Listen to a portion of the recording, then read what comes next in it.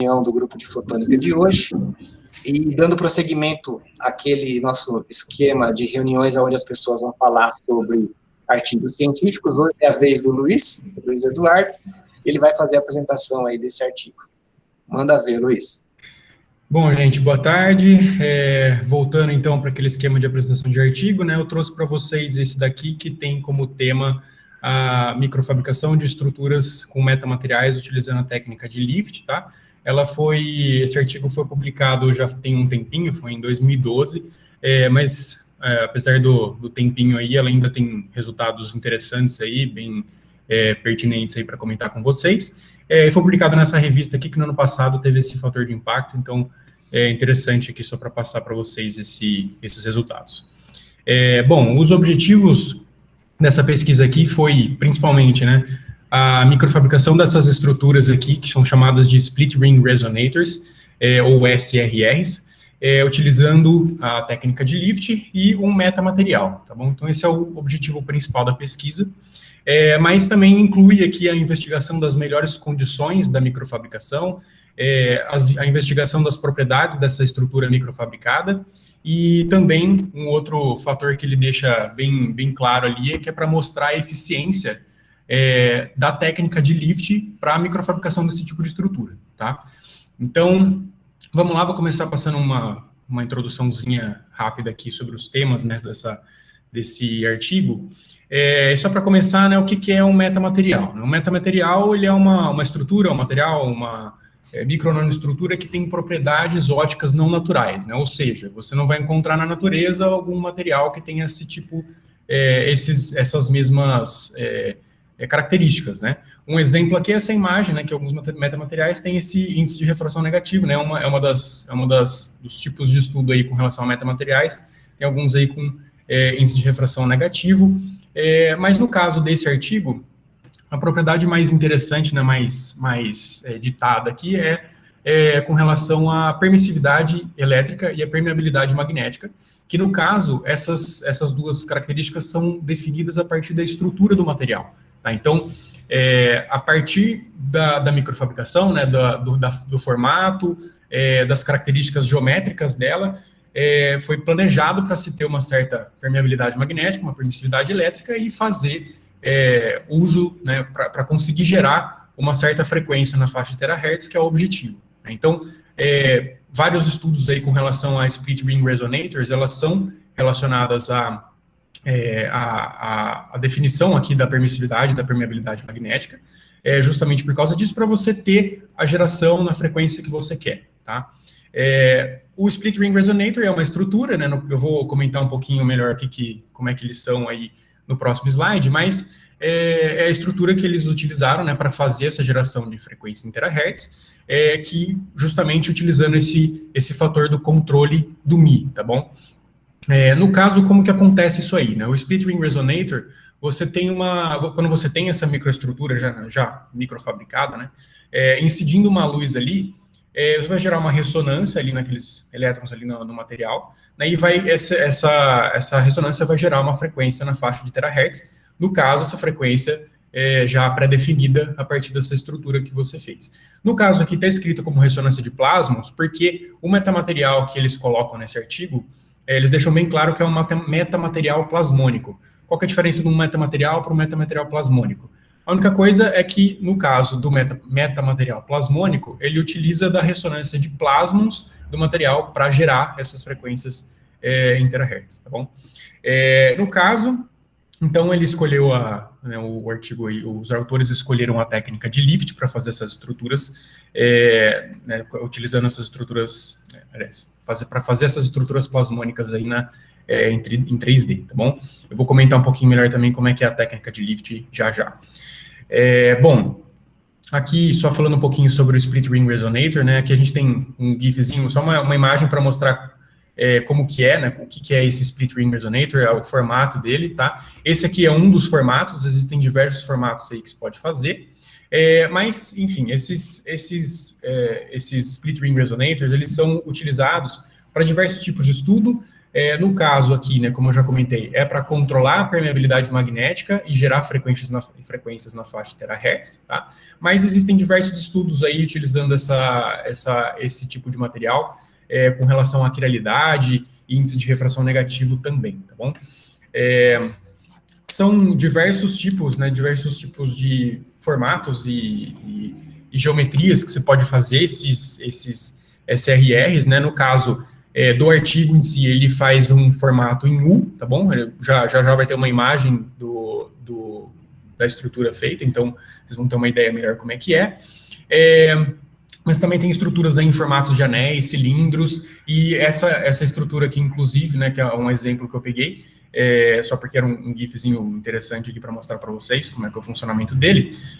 Inclusive, esse formato, né, essa geometria aqui é o que eu quero, o objetivo de fazer aqui no meu mestrado, né, esse tipo de estrutura aqui, nesse sentido, com as geometrias corretas, tá bom?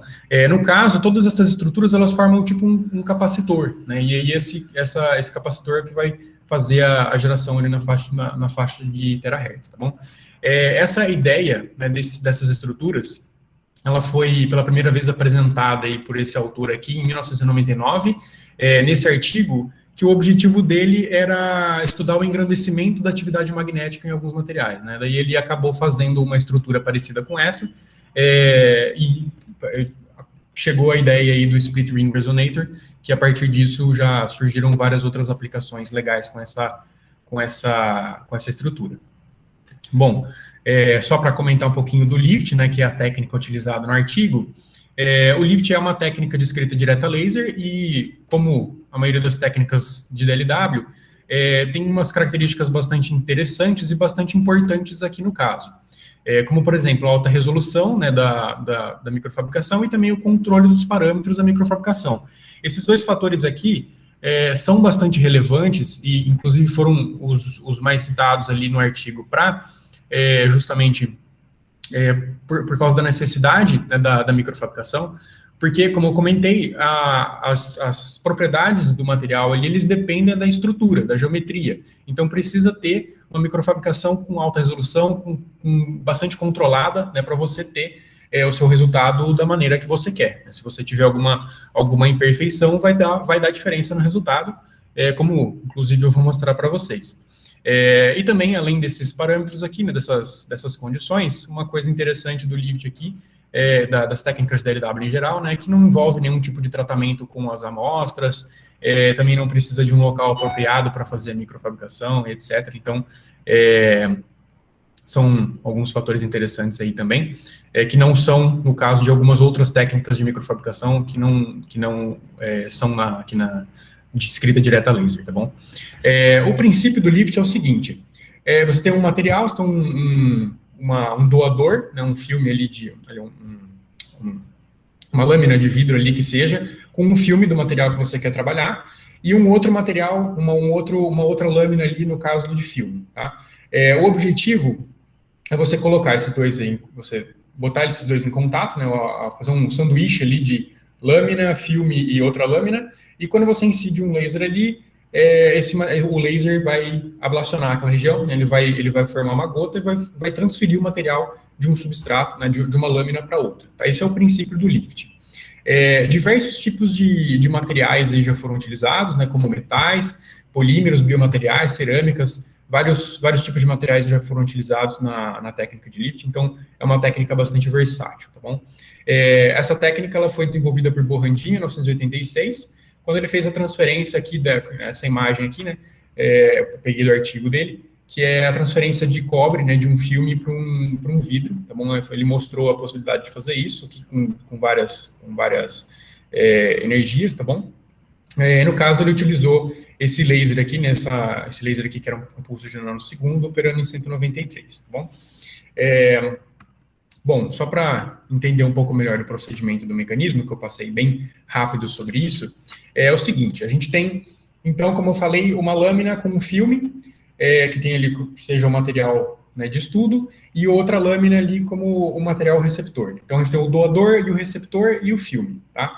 Quando você incide uma luz ali naquele material, quando você focaliza uma luz ali naquela interface da lâmina com o material, que é o objetivo, o que acontece é o seguinte, esse material vai absorver energia, né, o laser vai transferir energia para esse material, ele vai causar um estresse térmico ali, e esse estresse térmico vai começar a gerar uma gota, né, como essas imagens aqui, vai começando a gerar uma gota. Quando essa gota, quando você passa energia suficiente para esse material, para que essa gota se desprenda, né, que é chamada energia de threshold, essa gota ela vai cair, ela vai ser depositada ali no substrato receptor, né, e quando ele entra em contato com esse material, ele vai se ressolidificar, né, e aí você vai formando a sua estrutura a partir dessas condições, tá bom? Esse é o funcionamento do lift, basicamente. No caso, tem algumas variações, que inclusive eu comentei, no meu último seminário aqui do grupo, eu comentei sobre algumas variações do lift, se alguém quiser, tiver interesse aí, pode dar uma olhada, que eu acho que está no canal do YouTube. E no caso, uma coisa que eu acho que é interessante de comentar aqui, que é porque eles utilizam, inclusive, nesse artigo, é o uso de uma camada de sacrifício, tá bom? Essa camada de sacrifício é uma camada de um outro material que ele vai puxar todo o estresse térmico que o laser passa ali para o material, né, vai ser nesse material de sacrifício, nessa camada de sacrifício. E aí, o que acontece é que ele vai transferir essa energia, né, para o material ali específico, né, para o material de estudo mesmo, só que essa transferência é feita de maneira indireta. Então, isso é um fator relevante aqui, porque você não causa um estresse térmico no material, você não tem algum tipo de problema com a deposição nesse sentido, entendeu? O laser não vai causar nenhum problema com o material. Então, nesse caso, como, de novo, né, reiterando, ele é uma aplicação que depende muito da alta resolução ali da microfabricação, eles utilizaram uma camada de sacrifício para tirar, né, para eliminar esse problema com o laser, tá bom?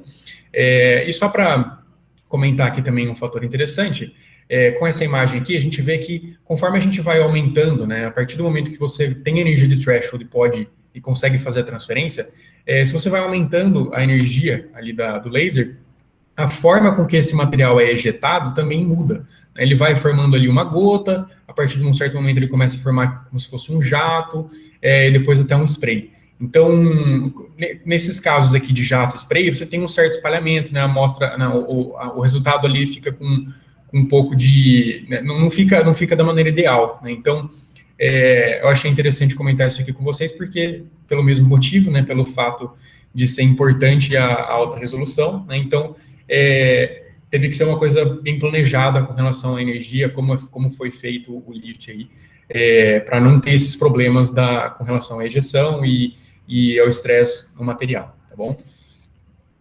Bom, agora já entrando no caso, né, no artigo aí, né, o experimento eles utilizam esse material aqui como doador, tá? Esse negócio, essa molécula aqui, esse filme aqui como a camada de sacrifício, e um sanduíche de ouro aqui, que é uma camada de ouro, uma camada do metamaterial e outra camada de ouro, né, que estava esse filme aqui em um vidro BK7, e eles transferiram esse material para um receptor que também era BK7, tá bom? No caso, eles utilizaram aí um laser de titânio safira em femtosegundo, tá bom? Com 800 nanômetros, duração de pulso de 140 femtosegundos e taxa de repetição de 80 MHz. E da mesma maneira que a gente faz o lift aqui no laboratório, né, colocando esse sanduíche aí de doador e receptor em cima de uma base móvel, e trasladando aquela base móvel, você faz a estrutura da maneira que você quer, tá bom? Além disso, no caminho óptico ali do experimento, eles colocaram um filtro espacial, né, aqui tá errado, é espacial, tá bom? Que era para aumentar o diâmetro do feixe, tá? Uma lâmina de quarto de onda para deixar essa luz circularmente polarizada, e eles utilizaram uma objetiva de 1.4 linear, tá bom? Para fazer para focalizar ali na interface do material e fazer a transferência, tá? Eles fizeram essas estruturas, né, os SRRs, com um formato de U, como está aqui nessa imagenzinha aqui, com 2,5 micrômetros de largura, uma altura aqui de 100 micrômetros, né, de 100 nanômetros, né, por causa desse sanduíche aqui de ouro, metamaterial e ouro, né? E o objetivo era fazer uma separação ali entre as estruturas de 3 micrômetros, tá? Bom, aqui tem o primeiro resultado deles, né, que foi que eles fizeram a microfabricação dessas estruturas utilizando a fluência de 306 milijoule por centímetro quadrado, com uma velocidade de base de 53,3 micrômetros por segundo. E aqui eles trouxeram essa imagem, né, que é uma imagem de MEV do doador, essa imagem mais clara aqui do doador, né, após a transferência, e essa aqui é a imagem do receptor, tá? Eles botaram esse inset aqui nas imagens para mostrar a boa resolução, né, do material. No caso, eles destacaram um pouco mais aqui que as pontas, né, as quinas do material aqui estão uniformes, que no caso era o fator mais importante ali dessa estrutura para ter a geração da frequência que eles queriam, né?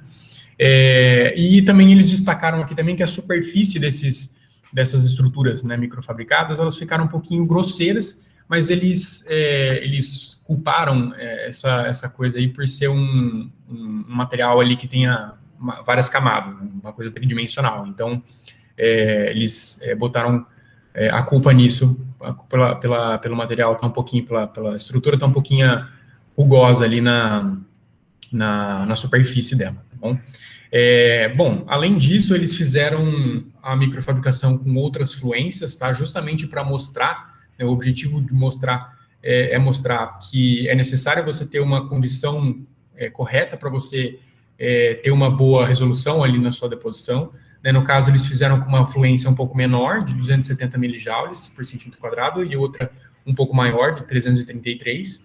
E no caso aqui, por exemplo, na de 270, que é um pouco menor, eles perceberam que com essas imagens aqui também são imagens de Scanning Electron Microscope, né, MEV, aqui no caso com energia um pouco mais baixa, que o material ele não se desprendeu totalmente ali do doador, tá? Ele não depositou de maneira correta, tem umas orelhinhas aqui como mostra essas imagens, né? Aqui inclusive dá para ver aqui na imagem as três camadinhas aqui, né, de ouro, o metamaterial no meio e a outra camada de ouro em cima, tá bom? Então, aqui, fazendo com uma energia menor, ela não ficou legal por causa disso, porque formou umas orelhinhas, as deposições não ficaram uniformes. E quando eles utilizaram uma energia um pouco maior, o que aconteceu foi que ablacionou também, né, transferiu um pouco de BK7. Então, os materiais, que era o vidro, né, da lâmina doadora ali, né? Então, o que aconteceu foi que alguma dessas estruturas ficaram recobertas ali por BK7. Tá? Então, o que não é um fator interessante, não é uma coisa boa para o objetivo dessa pesquisa, tá bom? Então, aqui no caso, era realmente para mostrar a necessidade de você ter uma condição de microfabricação correta, né, que senão o resultado não vai ficar da maneira correta, né? Bom, aí já com os resultados ali utilizando a fluência correta, né, aquela primeira imagem de MEV que eu mostrei, eles fizeram o estudo aí do espectro de reflexão e também comparando com uma simulação feita, né, resolvendo as equações de Maxwell aqui com essa técnica de finite difference time domain, utilizando, né, essa simulação aqui, resolvendo as equações de Maxwell, eles compararam com os resultados experimentais, tá bom? Então, para fazer isso, eles fizeram um espectro de reflexão primeiro com uma luz X polarizada, tá? E aí eles tiveram esse espectro aqui, esse primeiro espectro aqui, com esses resultados, né, com essas frequências aqui de ressonância, tá? Com 21, 30.9 e 52.7 terahertz. E com a luz Y polarizada, eles tiveram essa frequência aqui de ressonância de 29.6 terahertz, tá bom? Eles viram aí, tem uma certa diferença aqui, no caso, se você for perceber, tem uma variaçãozinha aqui, uma diferençazinha com relação à simulação e o experimento, mas eles eles botaram a culpa aí nas possíveis imperfeições na estrutura microfabricada, então tem uma certa diferença do resultado mesmo com a simulação, tá bom? Bom, além disso, também eles fizeram a simulação, né? Eles fizeram uma simulação de densidade de corrente, tá bom? E no caso, o que eles encontraram foi o seguinte, né? Para o caso daquela primeira frequência, né, de 21 terahertz, né, no caso aqui, no caso X polarizado, desculpa, para 21 terahertz, e 52,7 terahertz, eles têm a primeira e a segunda ordem de ressonância magnética, e tem uma ordem aqui de ressonância elétrica com 30,9, né, que eles encontraram, então, que são as referentes às três frequências que foram geradas ali a partir dessa estrutura, de novo, né, incidindo uma luz ali, eles fizeram essas coisas. E então, bom, enfim, então eles encontraram a primeira e segunda ordem de ressonância magnética aqui com a luz X polarizada e uma ressonância elétrica, tá bom? Com uma luz Y polarizada, eles tiveram apenas essa frequência aqui, que é referente à ressonância elétrica, tá bom? No caso da Y polarizada, na simulação, mostrou que tinha um pouquinho tinha um pouco ali, tinha uma ressonância magnética ali, uma primeira e segunda ordem ali, que nem no caso X polarizado, mas a ordem de grandeza era muito baixa, né, era muito pequenininho. Então, no experimento mesmo, eles não conseguiram nem enxergar, né, essa frequência. No caso da simulação mostrava, mas era uma frequência muito baixa, né, era uma intensidade muito baixa, então nem apareceu no experimento. Bom, beleza. Com isso, bom, as conclusões aí do artigo é o seguinte, né, que eles foram bem incisivos ali ao longo do artigo, que utilizar, né, fazer a microfabricação utilizando as condições corretas, né, a fluência correta, a velocidade certa, né, todo o cuidado ali com a microfabricação é um fator extremamente importante, porque senão você não tem o resultado esperado, né. As simulações, né, as simulações estão de acordo ali com os resultados que eles mostraram, né, mostrando aí propriedades de ressonância bem fortes, e também um dos objetivos que na introdução eles deixaram bem claro que era o objetivo, mostrar a possibilidade de fazer essas estruturas utilizando a técnica de lift, tá bom? Que se mostrou uma técnica com resultados muito bons e que tem uma eficiência bem relevante aí na microfabricação. Uma outra coisa aqui, um outro artigo que eu achei interessante, só para passar bem por cima aqui para vocês, só para mostrar como tem relevância esse tipo de estudo, né? Eu peguei esse artigo aqui, que foi publicado um pouquinho antes, foi publicado em 2010, por um aluno aqui do Alberto Piquet, quem trabalha com lift aí já conhece bem esse cara, que ele fez também a fabricação de metamateriais, fabricação de estruturas aí, né, de split ring resonators, utilizando metamateriais com uma técnica de lift. No caso, ele utilizou uma técnica de lift um pouquinho modificada, né, uma das variações da técnica de lift, não a tradicional, mas aqui só para mostrar, né, ilustrar para vocês como tem artigos aí que mostram esse tipo de estudo, né, com metamateriais e split ring resonators.